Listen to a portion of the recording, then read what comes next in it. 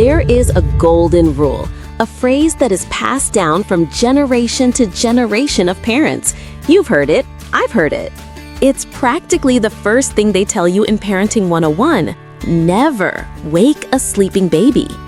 It comes from a place of love, a place of exhaustion, a place of just wanting 5 minutes of peace. But what if I told you that this sacred piece of advice is wrong? What if I told you that following it in certain situations can actually lead to major sleep problems down the road? And what if I told you that in one very specific situation, it could even be dangerous? Hi, I'm Sarah. I'm not a doctor. I'm a mom on a mission to read all the parenting books and studies so you don't have to. And today, we are going to talk about breaking a rule I thought was written in stone. I know. The idea of deliberately waking up that peaceful, sleeping little angel feels completely counterintuitive. It feels wrong on a primal level. You work so hard to get them to sleep. Why on earth would you undo that precious work? But it's a fine line. Obviously, you don't want to wake a sleeping baby if you don't have to. So let's talk about the 5 specific situations when you absolutely should. We're going to build this from the ground up, starting with the basics and ending with the one reason that every single parent needs to know. Let's start at the very beginning. The 2 foundational reasons we might need to wake a baby have to do with biology. First, their tiny tummies, and second, their brand new internal clocks. So, reason number 1, waking for daytime feeds, specifically for newborns under about 6 weeks old. A newborn's stomach is incredibly small, about the size of a walnut. They need to eat frequently, usually every 3 to 4 hours, to get the calories they need to grow and gain weight properly. For some sleepy newborns, especially in those first few weeks, they might just sleep right through a feeding time.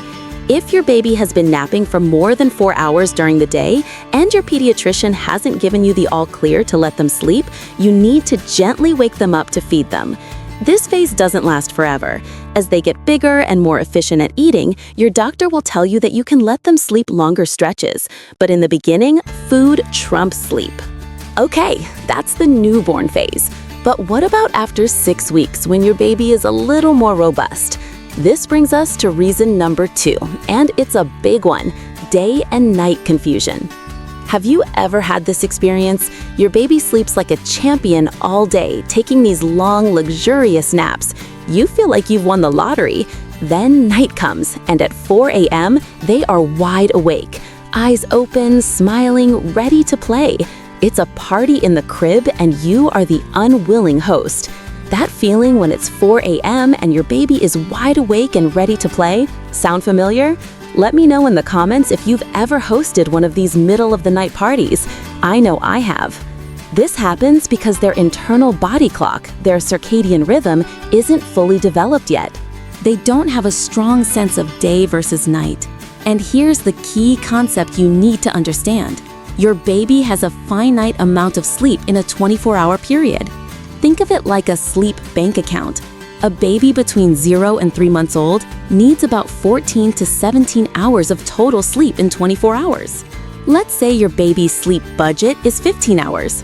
If they spend 8 of those hours sleeping during the day, well, you can do the math. That only leaves 7 hours for the entire night. They are literally not tired enough to sleep a long consolidated stretch at night because they used up too much of their sleep budget during the day. So to help them learn the difference between day and night, and to preserve that sleep for when you need it most, you have to manage their daytime sleep. This means waking them up once a single nap gets too long, say over 2 or 3 hours. It also means establishing a consistent wake-up time in the morning, even if they had a rough night. This helps set their internal clock, their circadian rhythm, for the entire day. Okay, so we have nutrition for newborns and the sleep bank for older babies. These are the foundations of managing sleep. They're about creating good habits. But now we have to talk about the most important reason of all, the non-negotiable one. What if I told you that where your baby sleeps could pose a silent and deadly risk? This isn't about schedules or habits. This is about safety. This is reason number 3, and it is the single most critical reason to wake a sleeping baby. when they have fallen asleep in an unsafe place, particularly an inclined device like a bouncer, a rocker, or a car seat outside of the car. We've all done it. The baby is fussy, you put them in the bouncer, and the gentle motion lulls them to sleep. It feels like a lifesaver. Or you get home from a drive, the baby is sound asleep in their car seat, and the last thing you want to do is move them. So you unclick the car seat from its base and bring it inside. This is where the danger lies. It's called positional asphyxiation, and I need you to listen to this very, very carefully, because it's not something that's obvious. When a baby who doesn't have strong head and neck control is sleeping in an inclined position, their heavy head can slump forward. Their chin can fall down and press into their chest. This chin-to-chest position can compress their tiny, flexible windpipe. Imagine trying to breathe through a drinking straw that someone has pinched almost completely flat. That is what we are talking about. A tiny, fragile airway, constricted. It slowly and silently cuts off their ability to breathe. And the most terrifying part? It's silent. There's no choking sound. There's no gasping or dramatic struggle for air that would alert you. A baby can slip into distress, and a parent, even one sitting in the same room, might not notice until it is far, far too late. This is not me being dramatic. This is a recognized and documented risk. It is why the American Academy of Pediatrics is so clear. The only safe place for a baby to sleep is on a firm, flat surface on their back with no soft bedding. Not a couch, not a swing, and not a car seat in your living room. So if your baby falls asleep in one of these devices, you have one job. You gently pick them up and you move them to their crib or bassinet, even if it means waking them up. A crying baby is a breathing baby. Waking them up in this scenario is not an inconvenience. It is a life-saving act of love. Okay, I know that was heavy. Let's all take a deep breath. That is the scariest part and the most important thing I will tell you today. Now, let's shift from that intense safety warning to a much more common, everyday frustration. This brings us to reasons 4 and 5, which are all about solving the bedtime battle, especially for babies around the 4-month mark and older. Reason number 4, waking your baby to protect bedtime. Have you ever been in a fight with your baby at bedtime? You're doing the whole routine, the bath, the book, the song, but they are just wide awake, either crying or looking at you like, what are we doing next? It's maddening. Often, the culprit is the last nap of the day. There's a concept in sleep science called sleep pressure.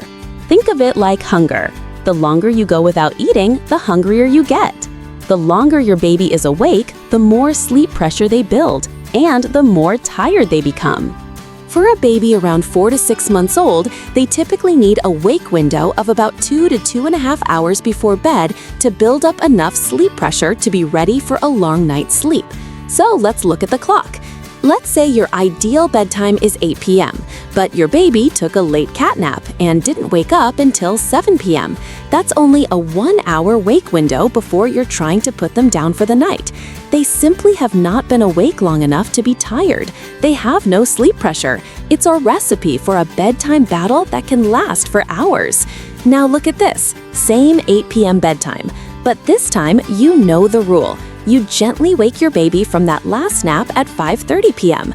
Now you have a full 2.5-hour wake window.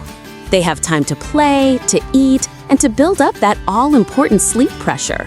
When 8 p.m. rolls around, they are biologically ready for sleep. No fight, no tears. This is what it means to be the architect of your baby's sleep. Sometimes you have to sacrifice a short, late nap in order to protect the long, restorative night sleep for both of you. And this leads perfectly into our 5th and final reason, waking your baby to set a consistent morning. This is the other side of the sleep bank coin. If your baby's total sleep need is, say, 12 hours at night and 3 hours during the day, letting them sleep in until 9 a.m. might feel like a gift, but it will throw off your entire day. That late start will push all of their naps later, which, as we just learned, can push bedtime later, creating a vicious cycle. Establishing a consistent wake-up time, say between 6:30 and 7:30 a.m., is one of the most powerful tools you have to regulate their entire 24-hour sleep schedule. It sets the anchor for the day. So yes, even if they had a rough night, it's often best to wake them at their usual time to keep the train on the tracks. So let's recap. The rule is not never wake a sleeping baby. The rule is wake your baby when it's necessary. It's necessary for nutrition in newborns, it's necessary for their safety when they sleep in an inclined device, and it's necessary to help them develop a healthy circadian rhythm and get the sleep they need when they need it. It's not about being cruel or rigid. It's about being your baby's loving guide, helping their little bodies make sense of the world, and above all, keeping them safe. To help you figure out the right nap schedule, I have a free chart that shows how many naps your baby needs based on their age. You can download it using the link in the description. This kind of science-backed information is exactly what I share every week. If you found this helpful and want to become a more confident parent, make sure you like this video and subscribe so you don't miss the next one. And a quick heads up, content like this that challenges old school advice can sometimes be flagged or taken down. So be sure to save this video so you can always refer back to it.